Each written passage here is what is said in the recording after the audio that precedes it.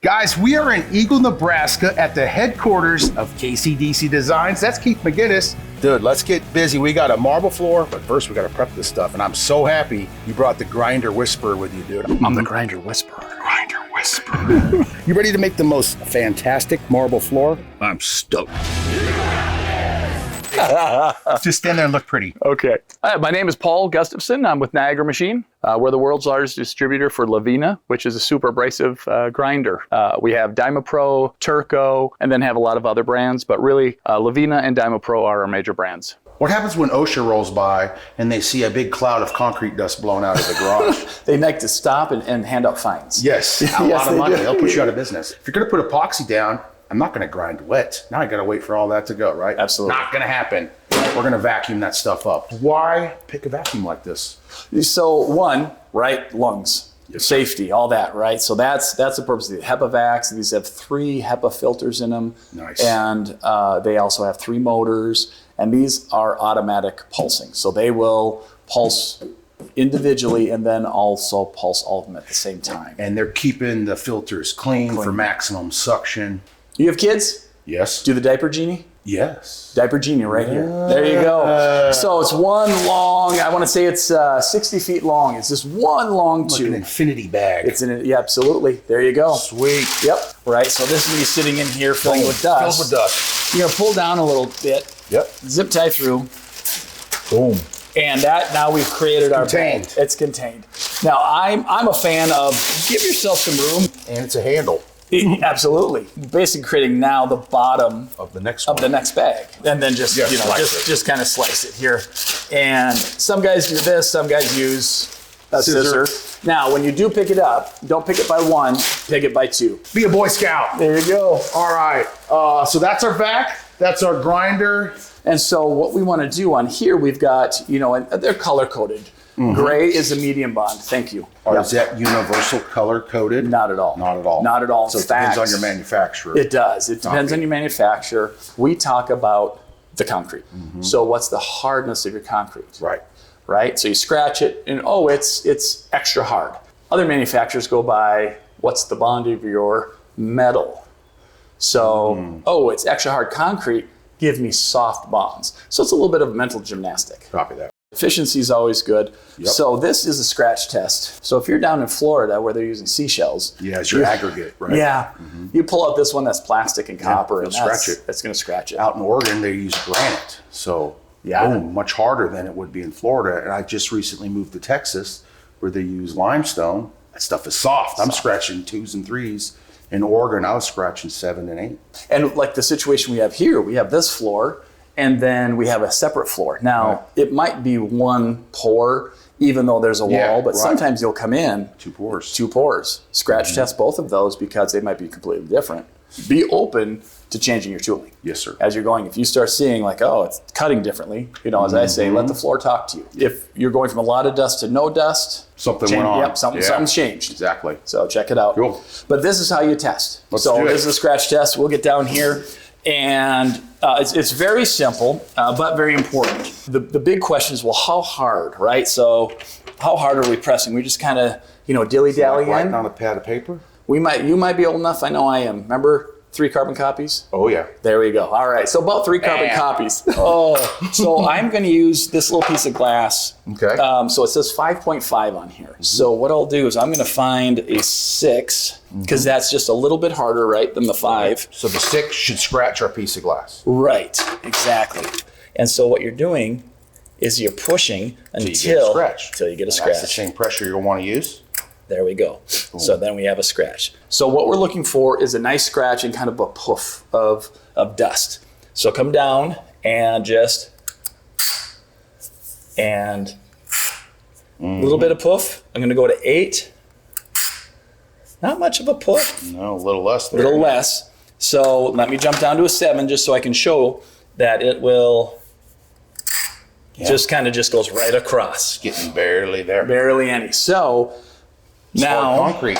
What's that? It's hard concrete. It is hard concrete. And we can see here 7 actually spans hard and extra hard. Mm-hmm.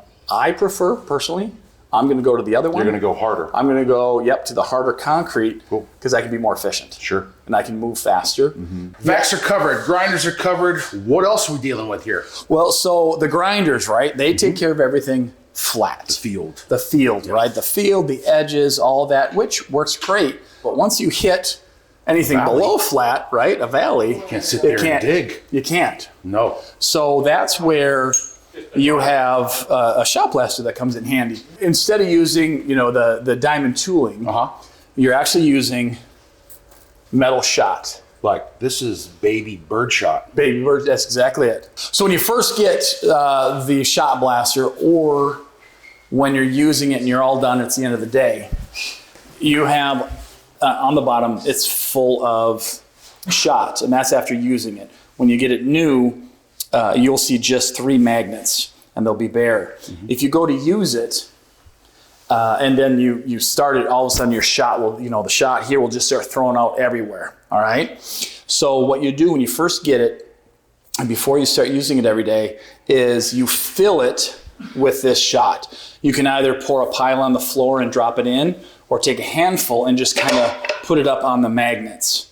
And then at the end of the day, you take a plastic putty knife, and then you just scrape this so it's down to bare magnet, and then pick that up. Then on the bottom of your grinder, you won't have all those little shot on the magnets and stuff like that, and your tooling will fit better. So clean these off at the end of the day, put them back on. When you are doing this, even though you have this, make sure you're wearing your safety glasses, because these do come out at high velocity and hit you. You guys haven't seen on our website, you can book a call with me, or pretty soon you can book a call with our entire team. We're gonna expand our hours. So I'm 9 to 5 Eastern, but we're gonna add 1 to 5 Pacific, which takes us all the way to 8 p.m. Eastern. We'll get you set up with a discount. We'll get you set up with free shipping on bigger orders. It's a partnership between contractors in Stone Coat to help you guys to make sure before you place your order, you have the right materials, you have the right idea about how big your job is, how many people you might need on that job. Let's take a small job you've been doing and scale it up to a bigger job. So you can book a call on our website, stonecoatcountertops.com. At the top, there's a pro page. Click on that pro page, slide down, check us out, get a little more information, and book a call with me or one of our team members. All right, Rob, let's get to work. My name is Jess Bradzinski. I'm with Pro Skis Inc. We are out of Worthington, Minnesota. We cover concrete coatings, and we do concrete lifting and floor stabilization. Concrete lifting is where we inject foam and raise the concrete back up to level so it's not a trip hazard. Resecure them with staples and coat them and make them look brand new. All right, we just shot blasted the concrete grout lines wide open, and now we're gonna seal them up. We're using our Floor Patch Pro, and this stuff comes in black. This is a hybrid epoxy-based filler that locks down those grout lines and any surface imperfections before we start laying our Moisture Seal epoxy primer. Now our Floor Patch Pro, this stuff moves quick. Mix it for about 30 to 38 seconds before pouring the material out. So don't answer texts, don't pet the dog, mix it fast. Pour it straight out of the bucket in a tight ribbon and push those lines right into the valleys or any imperfections. Then we're gonna trowel it smooth. For larger cracks or giant voids, go ahead and add in some quartz sand or some of our epoxy filler to keep that product from valleying in and disappearing. One and done, get you pouring that marble much faster. And if it's not perfectly level, relax. This stuff sands pretty quickly with a metal fiber sanding disc or your stand-up walk-behind grinder. We're gonna sand this super smooth and move on to the next step. All right, only one can stay. Your best boots or your favorite trowel? Choose wisely. Favorite trowel. Nice. All right, the guys have prepped that floor. It looks fantastic. Cracks are filled. They vacuumed up all that dust, and then we vacuumed around the perimeter of that project. That's an important step. They're gonna get crumbs, junk, all sorts of stuff underneath that sheetrock. Get that out, because as soon as we start spreading some material, the material grabs the junk and pulls it right into your floor. This next step is what we call a grout coat. It's optional, but it's highly recommended whenever doing marble floors. So we mix up a 1/2 ounce per square foot, even less on harder concrete, and pull it tight with a metal trowel. This epoxy is gonna penetrate in those open pores, fill up any little imperfections. And when this coat dries, this is our Pro Moisture Seal epoxy primer. We could come back in as little as 2 to 3 hours And now we're gonna flood it with our moisture vapor barrier. It's gonna lay out like a sheet of glass, and now the air has been blocked by that first coat. Let that cure, and then we'll be back to lay down that marble. So we have 4 colors of our Moisture Seal epoxy primer: gray, tan, and black. We also have a crystal clear one, and you could use any of our epoxy dyes to tint that clear moisture vapor barrier any color you wish. The options are nearly unlimited. The application rate for your grout coat is anywhere from 1/4 to 1/2 ounce per square foot of project. We're about 500 square feet, so I'm gonna mix up 2 gallons of epoxy. It's about 256 ounces. Have a little bit extra. We're gonna pull it tight, and then we're gonna be back tomorrow for the next step. Is this black? Yeah, cool. All right, 2 to 1. Our Moisture Seal Pro is a 2 to 1, Keith. So we need 2 gallons. How much of A and how much of B do I need? I know. You know a pro tip on that? You take the total ounces you need and divide it by 3. I have a calculator. To the teacher in 5th grade that said, "What are you gonna do? Walk around all day with a calculator in your pocket, Mitch? Memorize your multiplication tables." 85. So now we're gonna times that by 2. 170 ounces for A, and then 85 ounces for B. If you don't mix right, it's not going to cure right. So I scrape the sides. I mix for a little over 2 minutes with a paddle mixer on a drill. I scrape, then I mix again. I know I'm fully mixed, but I still don't want to take this bucket that may have some undermixed epoxy clinging to it and flip it upside to get every little last drip and drop. The grout coat is thin to win. That's why I'm using my hard floor scraper. I'm gonna pull it nice and tight to the concrete, and I want the puddle, the ribbon of epoxy I just poured out, to go one direction. If I have little spots here and there, not a big deal, but I want a nice, even, tight coat, and you'll see some of this product just start sucking right into the concrete. Now we call this our sacrificial grout coat because it's going to take the hit so our marble coat doesn't. It keeps the craters and off-gassing bubbles from popping through that moisture seal into the beautiful marble pour later. This is your insurance policy for a flawless finish. Mix, pull tight with a hard trowel, let it cure, and then we're going to slap on our Moisture Seal epoxy primer at a much thicker amount, sealing up that slab, getting it ready for the marble. I say it all the time when I'm making countertops, a sample is worth so much more than that little amount of epoxy you just poured. We do the same thing when we're working on floors. We're about to do Keith's marble. I've got barely over a gallon of resin mixed, and we're learning so much on how these colors work together. We'll be able to make a little bit of a change. Like just Keith's like, I think I have too much white. Tomorrow, we're gonna use a little less white. We wouldn't have known that if we mixed up all of our epoxy and we're laying it down on 500 square feet. So sample boards are key to success. So we'll put the blacks down as a base, meld. You could pull the trowel how you did to give it the striation. Then we'll slap our accents on, and you could meld as little or as much as you want, Keith.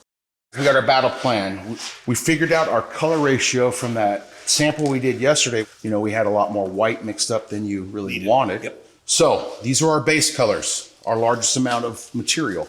And with flooring, I like to mix material as fast as possible so it all is under the same window of working time, right? But there's nothing wrong with mixing up some fresh stuff. If we're looking at the floor, okay, we're a little too dark, whatever, we can mix up a fresh batch, throw it in there, and the material's open for so long, there'll be no seam, right? That'll be cohesive. While you're spreading that, I'll peel off here with Justin, and we're gonna mix up our accent colors. So by the time we're done mixing this in 4 minutes, you should be almost, blending by then. You don't wanna be scrambling around at this point when we have hardener in the buckets, looking for a tool, looking for this. Exactly. And then you're the artist, man. It's your floor. You're gonna put those accents where you wish, and then do a little melding. And we'll also take time throughout this pour to mist the floor with some alcohol. That pops our bubbles and adds little effects. Viscosity, somewhat similar to countertop epoxy, or does it incorporate quicker than what countertop epoxy does? No, so a countertop epoxy is a 1-to-1. Just the same amount of resin as there is hardener. There is half the amount of hardener as there is resin. This is a 2-to-1 product. Yes, sir. It's a 2-to-1. We're 2-to-1, 2 parts resin to 1 part hardener. It's instantly a thinner product to begin with, which gives us a little more working time. We'll dump in all the hardeners, mix 2 to 3 minutes, and then scraping the sides is an important step. Extremely. With any epoxy, because now, what if we don't scrape the sides? And then you go in there and you scrape your bucket empty. you just scraped under mixed epoxy all over that floor. And if you don't over meld and hopefully mix that on the floor, it's gonna stay soft and sticky.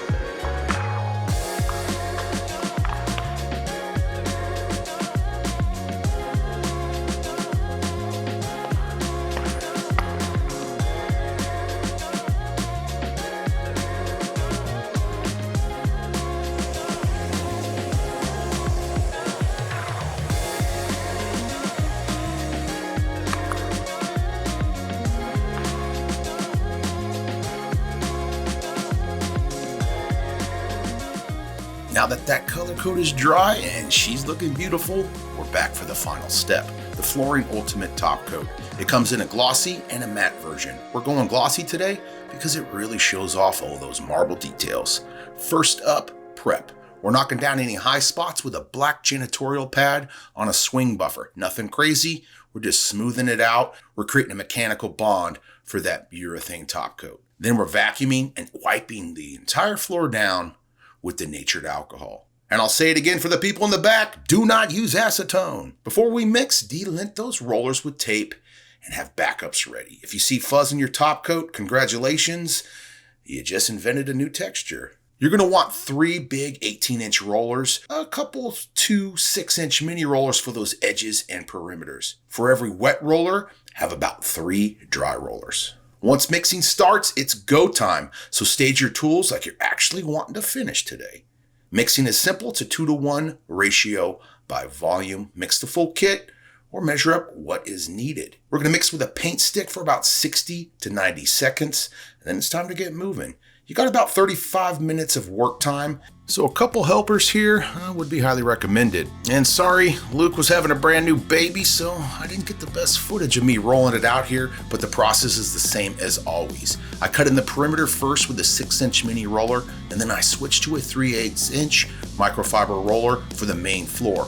Pour a ribbon and roll it out about 5 to 6 feet, and then pour another ribbon and keep on marching. And kill all the air movements, fans, doors, whatever, because airflow is going to speed up that cure. The product goes on milky, but dries crystal clear. Wear your spiked shoes and walk beside your roller, not behind it. All right, guys, that's how it's done. We just fast forwarded this video and ground and did this whole floor in 2 minutes. Not bad. All of these professionals that are here with, from Paul with Niagara, Justin with Proskis, Rob Ryan with Stone Coat Countertops, obviously Mitch with Stone Coat Countertops. Thank you guys so much. I cannot thank you enough for coming down. I've learned so much. From the bottom of my heart, man, you got this. Appreciate that, man. From all of us here at Stone Coat Countertops, don't forget, You got this. and we'll see you on the next video.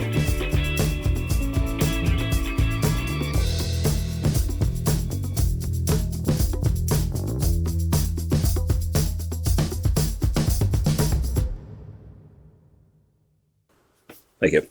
Appreciate it.